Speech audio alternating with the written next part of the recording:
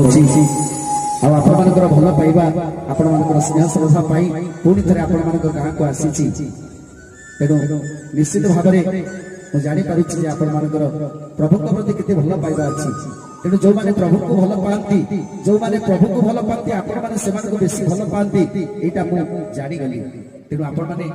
से भक्त को बेसी भल पाती जो मैंने प्रभु को भल पाती तेणु एमती एक गाँव माटी की प्रथम मुझे प्रणाम जनाऊँगी माटी जन्म नहीं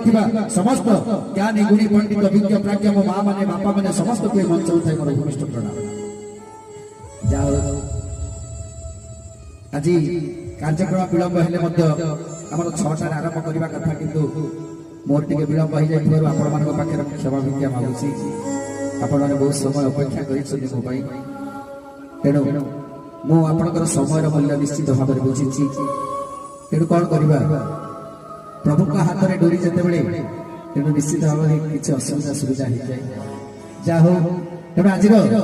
ये 6 दल यात्रा जहाँ आयोजन कमिटीर सरपा रघुनाथपुर ग्रामर कमिटीर समस्त सदस्य मान को आउ थे मंच प्रणाम जनाऊँगी और आज कार्यक्रम को आरंभ करवा से राधा गोविंद कथा जाके भागवत कथा आरंभ करवा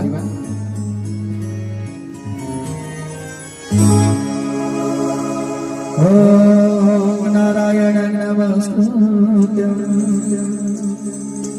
नरचैव नरोत्तमं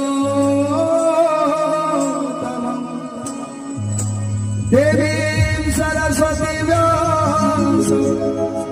ततो जयमुदीरये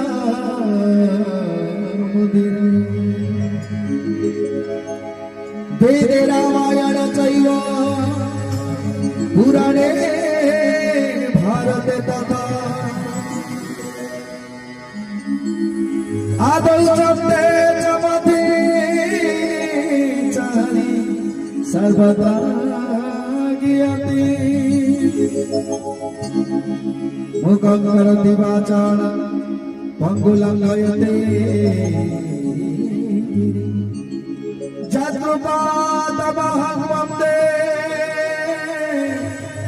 परमानन्दं